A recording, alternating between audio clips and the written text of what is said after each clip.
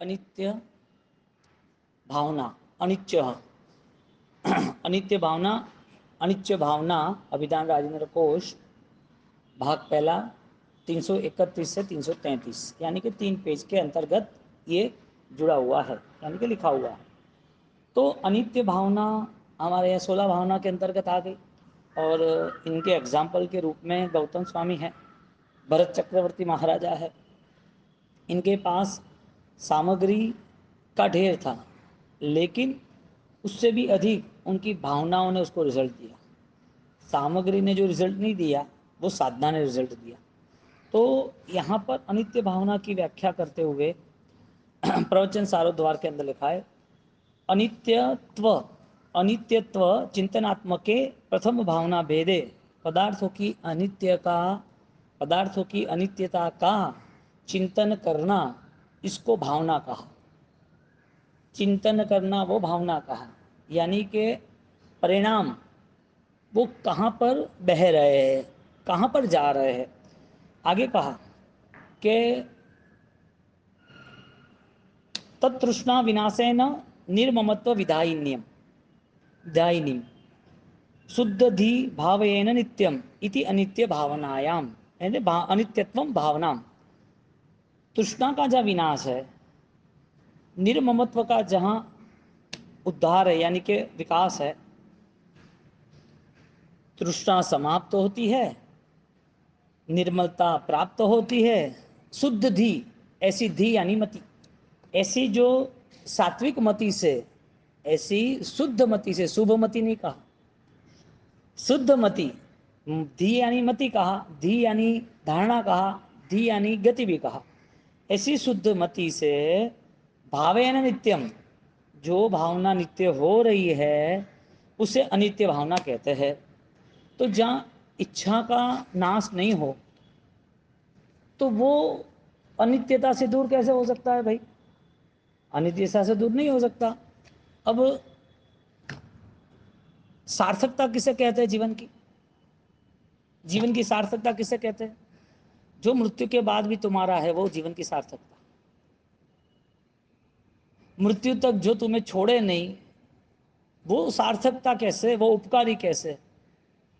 अनित्य ऐसा शरीर है कि नहीं है? शरीर के साथ पूरा संसार है कि नहीं है? तो मृत्यु तक वो लालसा, जो तृप्ति नहीं हुई है संसार की, तो वो तृप्ति कब होगी, यानी कब ये भावनाएं खत्म होगी संसार की? अनित्य चीज कुछ भी हो, लेकिन अनित्य चीज का बोध तो होना जरूरी है ना। तो यहाँ पर वस्तुओं का प्रमाण नहीं बताया है कि आपके पास अधिक वस्तु है या कम वस्तु है। जिस वस्तु के अंतर्गत आपकी जो लालसा है, तृष्णा नाम दिया, तृष्णा, तब तृष्णा विनाश है ना। परिग्रह को मूर्छा कहा, तत्वार्थ में क्या कहा? परिग्रह मुच्छो, बरोबर, परिग्रह मुच्छो। तो निमित्त को डायरेक्ट फोकस नहीं किया, फोकस तुम्हारे अंदर छिपी हुई भावनाओं को कहा। जो तुम्हारे आसपास सामग्री है, संयोग है, वो सारे संयोग तुमने पकड़े हैं, इसके लिए तुम्हें वो अच्छे लग रहे हैं। ये संयोग यदि तुमने छोड़ दिए होते तो क्या इश्यू होता, क्या प्रॉब्लम होता?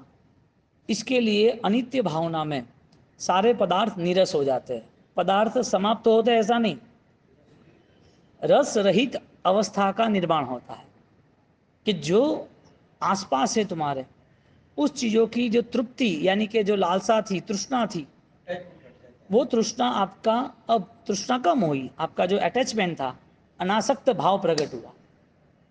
अब सिंपल बात है, जो चीज की आसक्ति होती है ना, वो चीज का स्वभाव है कि वो आसक्ति वाली चीज दुख देगी। यानी कि सामग्री का संयोग यदि जीव नहीं सोच पाए कि उसका स्वरूप क्या है, सामग्री का फल क्या है, तो वो सामग्री पकड़ के रखी है, इसके लिए वो सामग्री से उसे हर पल अज्ञान का ही व्यवहार करना पड़ता है, यानी कि दुखी रहना है। क्योंकि जैसे सामग्री का वियोग हुआ, ऐसे उसका दुख प्रारंभ हुआ। सामग्री थी, उसका स्वभाव था कि दुख देने वाला है, लेकिन अज्ञानता के कारण उस अनित्य पदार्थ को समझ नहीं पाए। अनित्य सुख देता है कि दुख देता है, इसके लिए दृष्टि सामान्य है कि विशेष है। पदार्थ का बोध जो हो रहा है वो दीर्घ दृष्टि से हो रहा है कि सामान्य दृष्टि से हो रहा है। तो जो सामग्री अनित्य, सामग्री यानी वस्तु, जो भी पुद्गल है, वो सारे अनित्य का एक स्वभाव है कि वो फाइनली दुख देने वाला है। जैसे कि शरीर का अंतिम चरण क्या है? राख। शरीर का अंतिम चरण क्या है? राख। ऐसे पुद्गल का अंतिम चरण क्या है? अनित्य, विनाश। आप नहीं रहोगे तो भी आपका घर बिखरने वाला है, आप रहोगे तो आपकी आंखों के सामने भी बिखरने वाला है। आपके पास मिला हुआ जो भी संयोग है आपके हाथों से भी छूट जाएगा और कर्म के उदय से भी छूट जाएगा। जानबूझ के कोई कंडीशन आएगी, आईटी की रेड आ गई, कोई अर्थक्वेक आ गया, क्या करोगे? संयोग का स्वभाव क्या था? अनित्य का स्वभाव क्या था? जिस चीज़ों ने आपने पकड़ के रखा है उसका स्वभाव क्या है? ये समझदारी आनी और उस समझदारी के साथ अटैचमेंट कम होना, उपयोग होगा, योग मिला है तो। लेकिन उस उपयोग के पीछे उसका वियोग भी है, वो भी समझना पड़ेगा, तो दुखी नहीं होगा। दुखी कौन होता है? सामग्री के कारण दुखी होता है कि तृष्णा के कारण दुखी होता है? संयोग में खुशी मनाते हैं ना, तभी दुख होता है। संयोग में खुशी नहीं मनाते तो दुखी नहीं होता। लेकिन संयोग के बिना खुशी मिलती नहीं अज्ञानी को, तो वो तो पागल हो जाता है कि एकांत में अकेला बैठा, मैं अकेला अकेला मैं क्या करूँगा? अरे तुम्हारा ध्यान है ना, वो मृत्यु पे विजय है। तुम एकांत में बैठे हो, जब अनित्य वास्तु, अनित्य चीजें मृत्यु के समय पर समाप्त होती है, तो मृत्यु के बाद जो तुम्हारे पास है वो सार्थक था, और ज्ञान ही सार्थक जीवन दे सकता है। तो मृत्यु के पार, मृत्यु के बाद यदि आपको कुछ लेके जाना हो तो आज प्रारंभ करो। इसके लिए मृत्यु के समय पर जो मानसिक परिस्थिति होती है, जो मन का रुझान होता है, मन जो धारणा करके बैठा है, वो धारणा आज रोज ध्यान, गहरा गहरा ध्यान करके कनेक्ट करो, और हर पल वो ध्यान को आप साथ में रखो। ऐसा नहीं कि 1 घंटा ध्यान कर दिया समाप्त, नहीं। ध्यान करते हो, एकांत में बैठे हो, जागृति है, तब स्मरण में ये आना चाहिए कि ये अनित्य अभी छूट जाएगा। इसके लिए मेरी धारणा शक्ति जो है, शुद्ध धी, कौन सा शब्द यूज किया? शुद्ध धी, धी यानी बुद्धि। तो रेगुलर में आपकी एक क्षमता होनी चाहिए कि मेरा ध्यान मृत्यु पर विजय है, यानी कि अज्ञान पर विजय है। बोलो, आपकी ध्यान की शक्ति यदि एकाग्रता के साथ बढ़े तो उसका बेस्ट रिजल्ट ये है, नित्यता से कभी आप दूर नहीं हो सकते, शाश्वतता से आप कभी भी दूर नहीं हो सकते।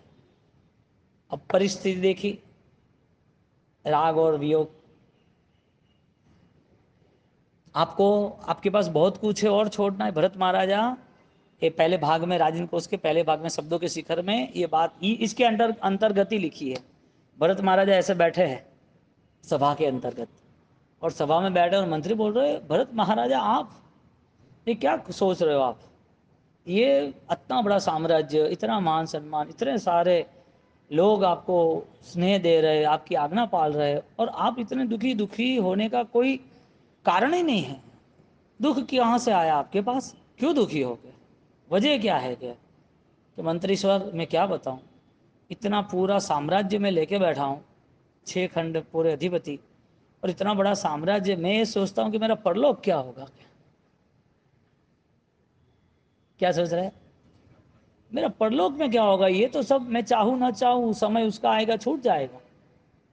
आप मुझे रोज अध्यात्म के साथ जोड़ते रहना। मंत्री सर को कहते हैं हम ज्ञान की चर्चा करेंगे, सुख मिले, सुख की सामग्री मिले, सुख यानी पुण्याई बेस्ट हो तो रिजल्ट बेस्ट होना चाहिए। अनुकूल सामग्री पाप के लिए ही मिली है, आपको ब्लॉक करने के लिए ही मिली है। सारा सुख फाइनली दुख देने के लिए तैयार है, थोड़ा समय जाने दो बस।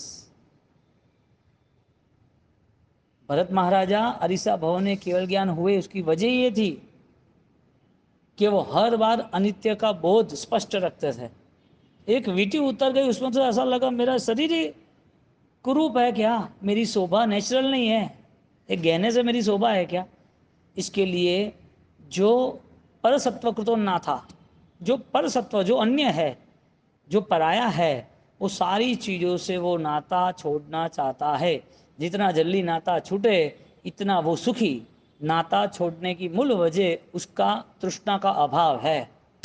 मेरी तृष्णा खत्म होनी चाहिए, समाप्त होनी चाहिए। फर्क पड़ता है। और वास्तविकता है ये, ऐसे लोग हैं जो करोड़ों कमा सकते हैं फिर भी करोड़ों नहीं कमा रहे, मौत शौक से रह सकते हैं फिर भी सिंपल ही रह रहे। ऐसे कई लोग हैं अपना जीवन धन्य बनाने की ओर है, त्याग की मस्ती में है। अब एक फैमिली है हमारे साथ विहार में, वो भैया साथ में थे, तो उसने बोला कि मेरे मामा है ना बहुत संपन्न है क्या, तो हमें साथ में रखना चाहते हैं कि भाई तुम लोग संभालो।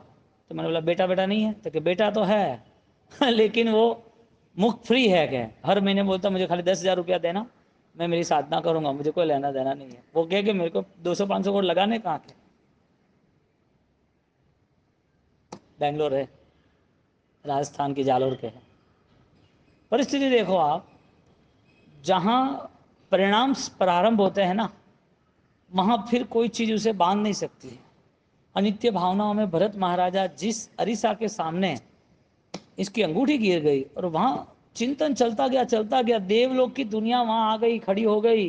अरे आप वृत्ति के श्रेष्ठ सर्वश्रेष्ठ परिणाम में हो, आपको संयम ग्रहण करना पड़ेगा। एक व्यवहार है, वो व्यवहार अपना लो आप, वरना इस जगत में ये खंडन हो जाएगा। क्या परिणाम हो गए, सिर्फ देह तक परिणाम नहीं रहे, उस देह से पार जहां देवलोक की दुनिया थी, उस देवलोक की दुनिया पूरी मां हिल गई कि इतना सात्विक जीव बैठा है भरत लोक में, पृथ्वी लोक में, भरत क्षेत्र में इतना प्रबल पुण्यशाली जीव है। इतनी पुण्य कम पड़ी थी तो वो हमें परेशान करने आ गया। देवलोक को लगा मेरा सिंहासन चला जाएगा, इसके लिए वो देवलोक की दुनिया वाले वो आ गए वापस। कई बार ऐसा होता है ना, साधना बढ़ती है तो विश्वामित्र और मेनका आ गई ना, अरे तू मेरा सिंहासन कहाँ छीनना चाहता है, तुझे मैं गिरा देता हूँ। साधना अवस्था में सबसे कठिन परीक्षा सामने से नहीं होती है, स्वयं से होती है, निमित्त से नहीं होती, उपादान से होती है। इसके लिए जब तृष्णा पकड़ लेती है और समझ नहीं आता है, इससे भयंकर पाप का उदय कोई नहीं। साधना विचलित हुई, आत्मा का विस्मरण वो सबसे बड़ा मिथ्यात्व है। क्यों विस्मरण हुआ, वजह क्या थी, ये सारी सामग्री।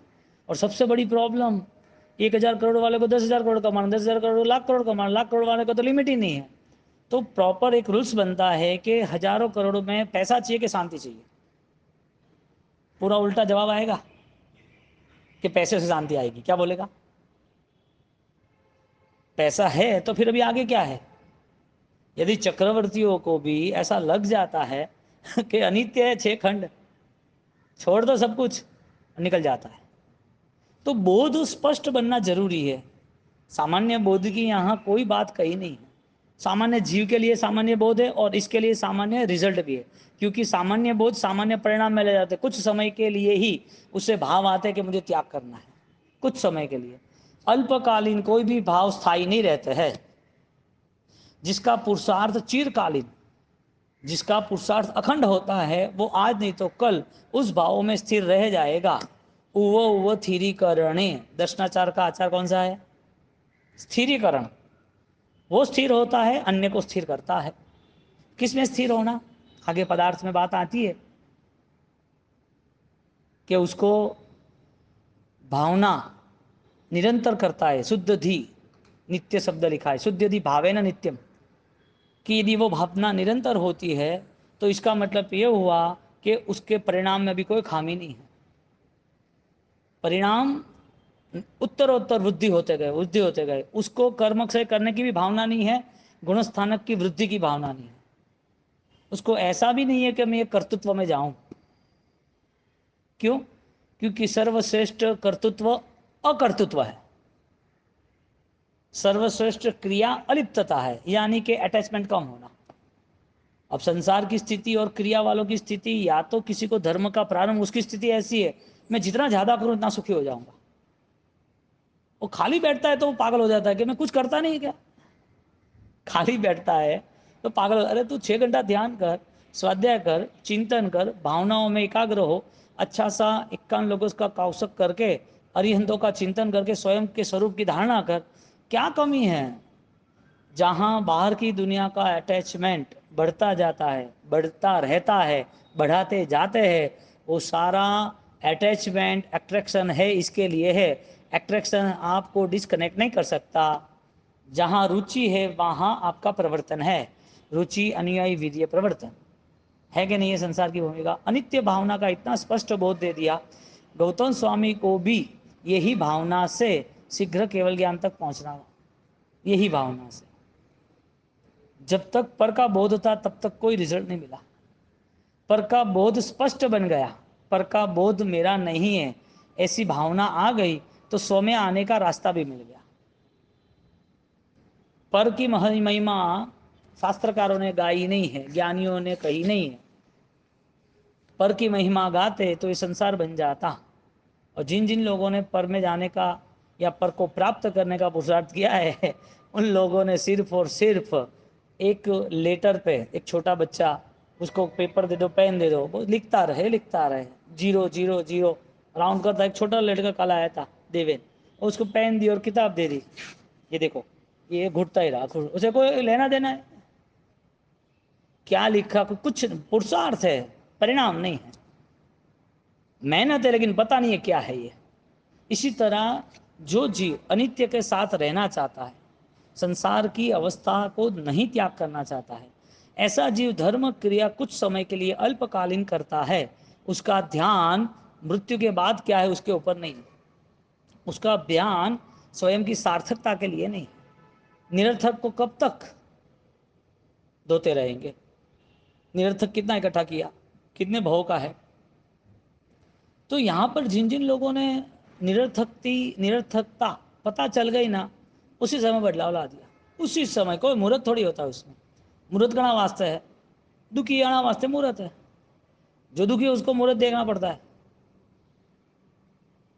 जो व्यक्ति जड़ चीजों पर ज्यादा भाव रखता है, सुकून है, मुहूर्त है, कुंडली है, दुनिया भर के पर जो भी है अन्य, वो सब मुझे अनुकूलता सुख देगा। सारी क्रियाओं में अलिप्तता और उपादान जरूरी है। सारी क्रियाओं में कहीं भी खंडन बताया नहीं है। आपका बेटा बोले कि पापा कुंडली के हिसाब से ही मुझे शादी करनी पड़ेगी, एस्ट्रोलॉजी के हिसाब से, ठीक है थारी इच्छा, इसके लिए लड़ाई झगड़ा नहीं होना चाहिए। नहीं, मैं तो नित्य वाला हूँ, अनित्य वाला नहीं हो, क्या नहीं चलेगा, शादी करना तो कर, नहीं करना तो कोर्ट में चले जा। तो ये सारी चीज़ों में नहीं जाना। कोई भी धर्म है, उस धर्म की भूमिका स्वयं से होती है। वो धर्म किसी और के ऊपर थोपने के लिए नहीं होता है। निश्चय व्यक्तिगत है और वो निश्चय समष्टिगत नहीं बनता। एक द्रव्य दूसरे द्रव्य पर उपकार नहीं कर सकता। हाँ? नहीं, निश्चय और व्यवहार का बैलेंस रखना, बात ये है।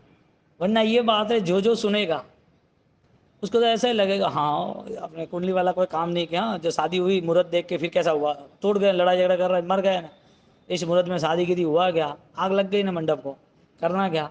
एक साथ वो एक ही जगह पर एक ही समय पर दो बच्चे का जन्म हुआ, दो नरेंद्र मोदी नहीं है, दो अदानी क्यों नहीं है?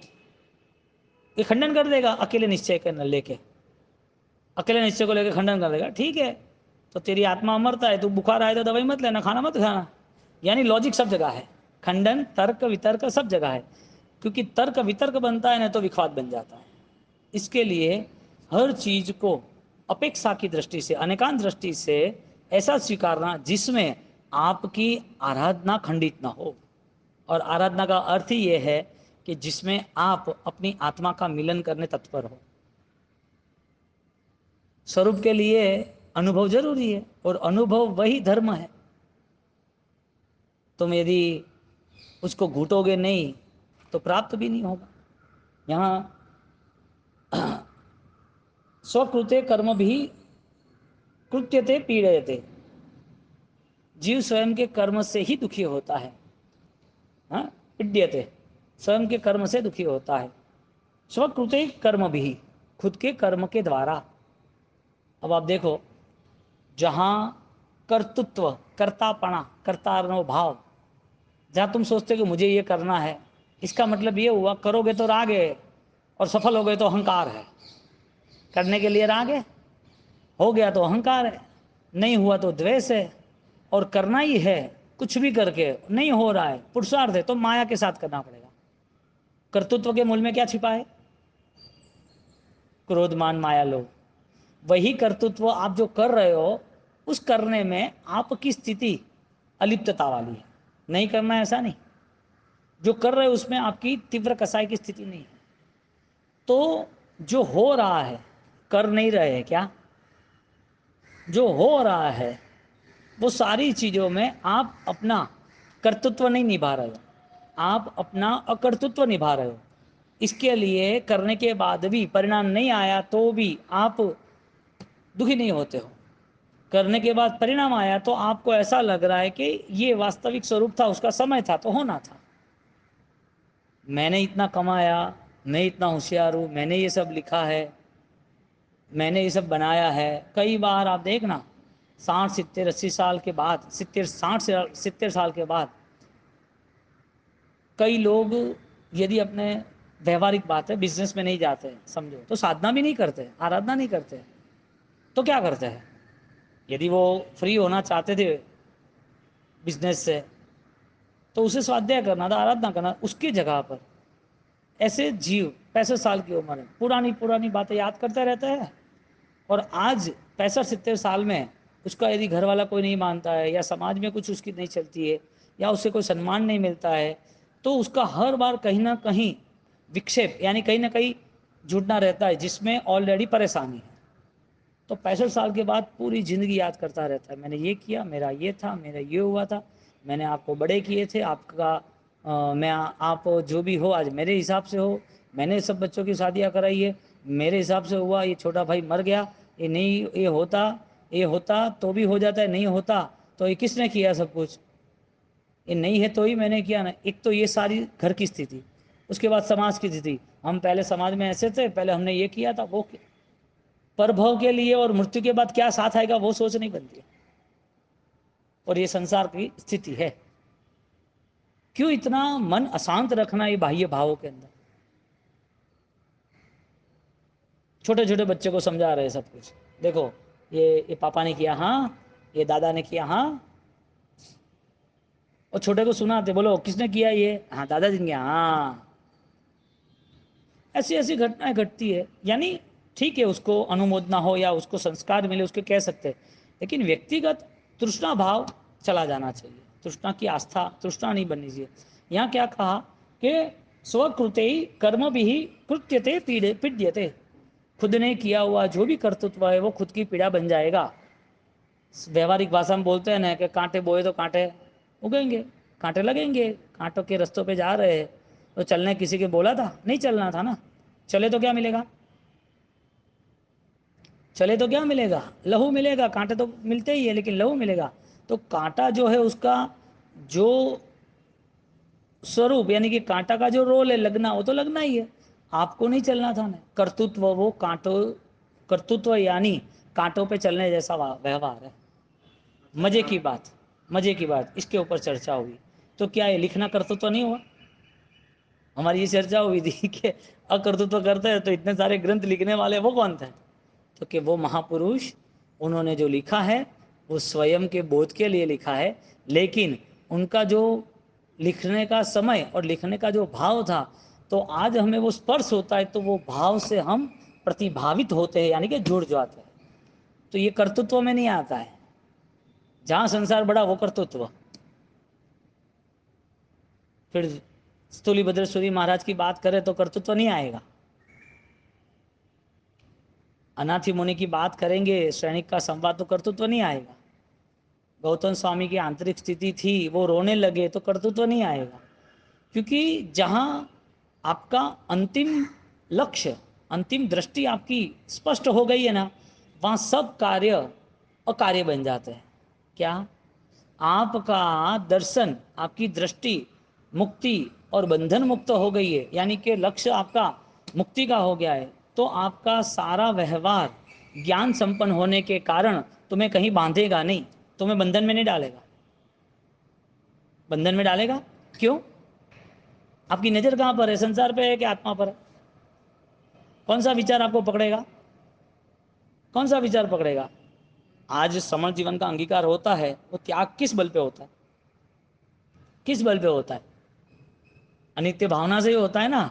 और वो भी साधना करने के लिए साधु जीवन स्वीकारते हैं, उसके बाद भी हर पल वो सोचते हैं कि जो मोह साम्राज्य है, मोह से जगत अंध्यकृत, ये जगत का सारा मोह जो सामग्री अनित्यता से जुड़ा है, वो पूरा जगत अंध है। मेरी साधना में मुझे अब ज्ञान अंध नहीं बनना है, ज्ञान अंजन करना है। मैं क्यों मोह से फंसा हूं? मुझे पता चलना चाहिए तृष्णा है। तो बाद में भी साधना स्वीकारने के बाद, साधु जीवन स्वीकारने के बाद हर पल उनकी जागृति रहती है कि अनित्य का आकर्षण समाप्त होना जरूरी है, यानी कर्ता भाव का अभाव है। ये भेद रेखा बहुत सूक्ष्म है लेकिन बहुत मजबूत है, क्योंकि बार बार ऐसे दिखेगा कि खाना पीना तो अभी करने वाला है, तू तो कर रहा है ना, तू बोल रहा है, तू चल रहा है, तू खुद व्यक्तिगत शरीर को आधार बना के, पांच इंद्रियों का आधार बना के सब कर रहा है, तो तू कर तो क्यों नहीं? तो ज्ञानी ने बोला जो शरीर कर रहा है उसकी बात नहीं कर रहे हैं, तुम्हारा अंतर्मन जो है, उपादान है, वो करना नहीं चाहिए, क्योंकि उसका स्वभाव अक्रिय है। क्या है? कैसी चंदी साहब, सेठिया जी क्या स्वभाव क्या है शरीर का? शरीर का क्रियावांत है, शरीर की क्रिया जरूरी है, लेकिन आत्मा तो शुद्ध स्वरूप ही है, तो स्थिरता वाला है, चैतन्यमय है, आत्मा को क्रिया ही नहीं आती कोई। दिगंबर क्या कहता है? आत्मा को कौन सी क्रिया है? अक्रिय क्रिया है, इसके लिए अकर्तृत्व तो वो वहां घटाते हैं। ज्ञानी ने बोला कि भाई तुझे जो करना वो कर, तेरी आत्मा तुझे मिलनी चाहिए। तो यहां से दादावाड़ी से यदि घर पे जा रहे हो आप, और घर पे जाके पता चला कि मैं मेरी कोई सामग्री भूल गया हूं, तो खोजने निकलता है कि नहीं निकलता है? वापिस यहाँ आए, दो जगह गए तो वहां गए, नहीं मिली तब तक खोजते हैं ना। तो बस ज्ञानी ने एक ही शब्द बताया, स्वयंवरो आसरंभो, हाँ, बुद्धो व अन्न लही ले ही मुखम न संदेह, समभाव भावी अप्पा भावा ले ही मुखम न संदेह। जो नित्य भाव में रहता है, उस नित्य भावनी भावना उसको संदेह मुक्त, निसंदेह मुक्ति की तरफ ले जाता है। भावी अप भावा निसंदेह मुखम ले ही मुखम, मुक्ति को प्राप्त करता है। बोलो, अक्रिय की क्रिय है आत्मा? आत्मा, आत्मा क्रिय की अक्रिय? अच्छा, संसार में हम जी रहे, हमारा जो शरीर लेके हम बैठे, वो क्रिया की अक्रिय? एक ही जवाब, दूसरा नहीं। हाँ, क्रिय है। कर्म क्रिय की अक्रिय? अज्ञान क्रिय की अक्रिय? आत्मा के अलावा सब क्रिया है, आत्मा के अलावा सब कर्तृत्व है। हमें भेद ये करना था, जो मेरा यहाँ कर्तृत्व का व्यवहार है संसार का, उसमें मेरा कर्तृत्व न रहे, इस तरह मुझे रहना है। तुम्हें कोई आज बोल दे कि भाई अशोक भाई, आप अशोक सम्राट थे, सही बात है, लेकिन अब आपकी ये दुकान, आपका जो घर है, वो घर को ऑलरेडी गवर्नमेंट ने ले लिया, सीज कर दिया है, आप दूसरी व्यवस्था खोजोगे कि मेरे पास 5,000 फुट का बंगला था, कहीं नहीं, अपन 2 BHK में रह जाएंगे 1,000 फुट में।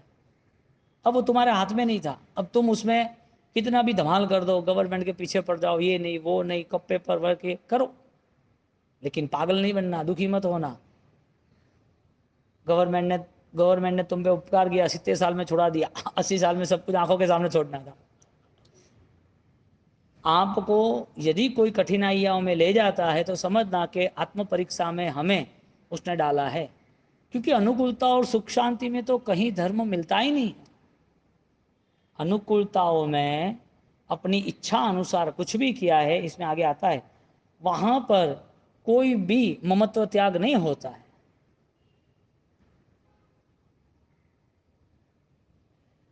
और नस्वत्यायाम, आगे की शब्द प्रश्न व्याकरण में भी लिखा है, और यहाँ पर आगे का श्लोक लिखा है, इत्य नित्यम जगत्रुतम स्थिर चित्तम प्रतिक्षणम तृष्णा कृष्णा ही मंत्राय निर्ममत्वाय चिंतयन। दूसरा शब्द भी लिखा है, तृष्णा कृष्णा ही जांगुली, तृष्णा ही जहर है, इसके लिए जांगुली मंत्र, यानी कि सांप का जहर जैसे उतारने वाला कोई गारुड़ी, कोई सपेरा होता है, इसी तरह यहाँ पर संसार का जहर उतारने के लिए, निर्ममत्व होने के लिए चिंतन जरूरी है। प्रतिक्षण शब्द या स्थिर चित्त प्रतिक्षणम, जगत कैसा है उसको चिंतन करना जरूरी है।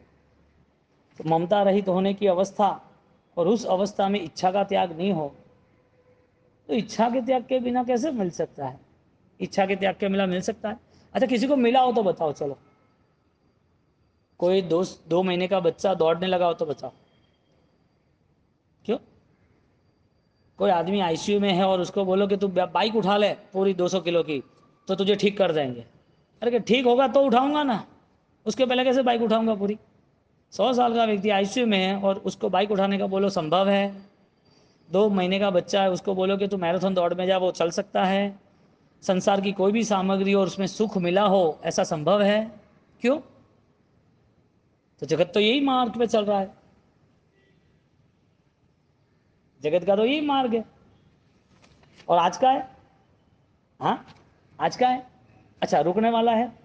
इसके लिए संसार उसकी स्थिति को लेके ये शाश्वत है। अनाई जीवे अनाई कम्मे अनाई बंधे, अनंत काल से अनाई जीवे, अनंत काल हो गया। अनाई जीवे अनाई कम्मे, अनंत कर्म है। अनाई बंधे, बंधन से जुड़ा हुआ है, अनंत काल से चल रहा है। तो इस अनंत काल का स्वरूप संसार का निश्चित है, उसको तुम छेड़ो मत। तुम्हारा स्वरूप नहीं मिल रहा है, उसकी खोज प्रारंभ करो।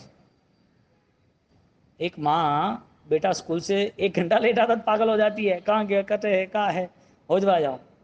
एक हिसाब नहीं मिलता है आपको शाम को या मार्च एंडिंग का, अकाउंट खोलो, सिलक देखो क्या है, बैलेंस देखो क्या है, सबको बिठाते हैं। 10 आदमी का स्टाफ है, पहले क्लियर करो बाद में बात। सिर्फ 500 रुपये का ही मिस्टेक है। आज का 500 का मिस्टेक भी कल 5 लाख का हो सकता है।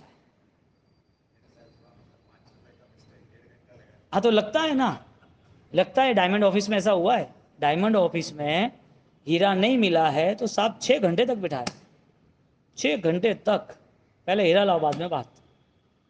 फिर बहुत सारी चीज़ें चेक करते करते करते पता चला कि एक लड़का वो कॉलर में लेके चला गया था, कैमरा वगैरह से। खोज जारी है ना, मैं कह रहा हूँ। और नहीं मिले तब तक जारी है ना, और मिल जाए उसके लिए सब पुरुषार्थ करते हैं ना।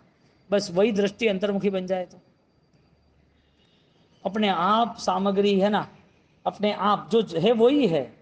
सामग्री में बदलाव आया कि तुम में बदलाव आया? संसार में बदलाव आया, संसार की चीज़ों में बदलाव आया। संसार में चीज़ों ने बदलाव लाया। किसने लाया? स्वयं ने लाया। स्वयं ने, स्वयं से बदलाव आया ना। चीज़ वही है, सिर्फ दृष्टि परिवर्तित हो गई। इसके लिए चर्म चक्षु से काम नहीं होता है, ज्ञान चक्षु से काम होता है। चर्म चक्षु कितने हैं?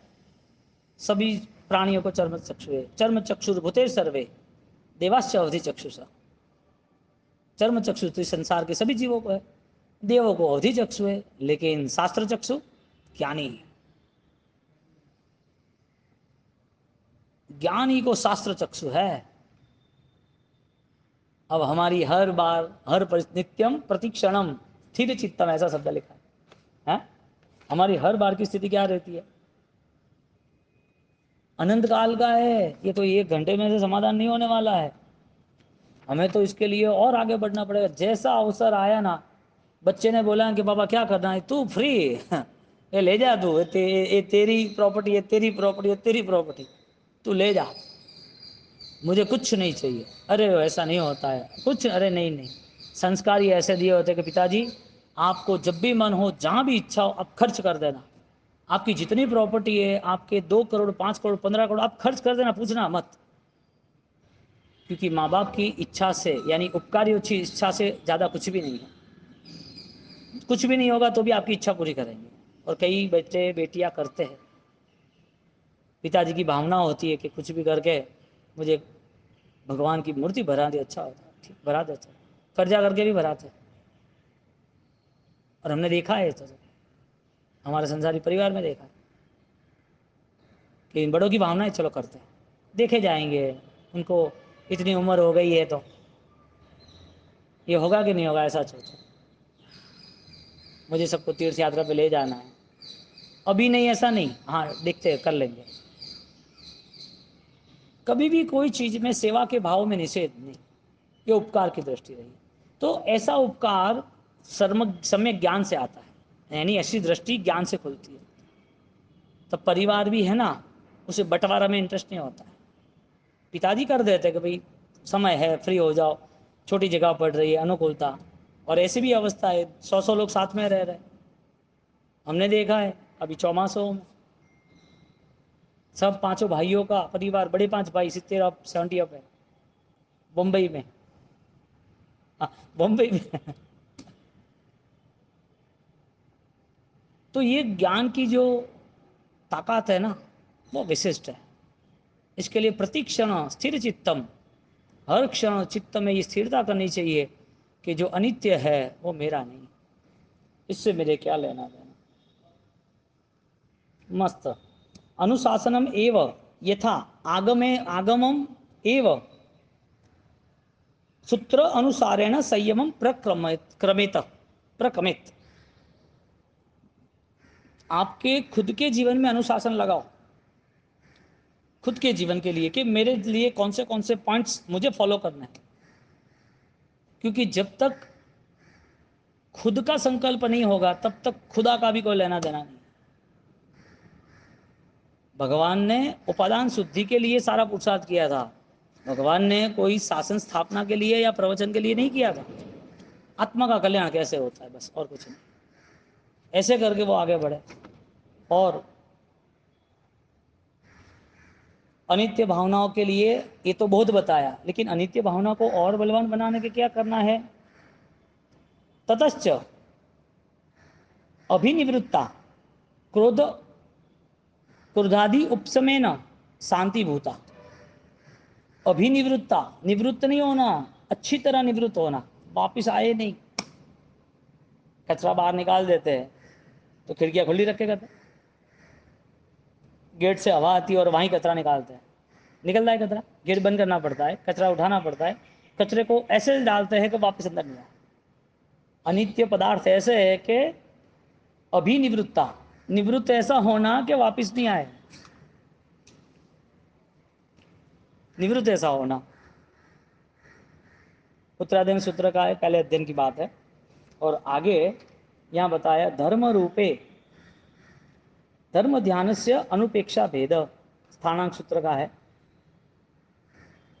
अनित्य की अनुप्रेक्षा, क्या शब्द लिखा है, क्या अनित्य की अनुप्रेक्षा। अनित्य, उसके लिए तुम्हें अनुप्रेक्षा करनी पड़ेगी ना। जब 16 भावना का व्यवहार 9 तत्व में बताया है और पूरा शांति,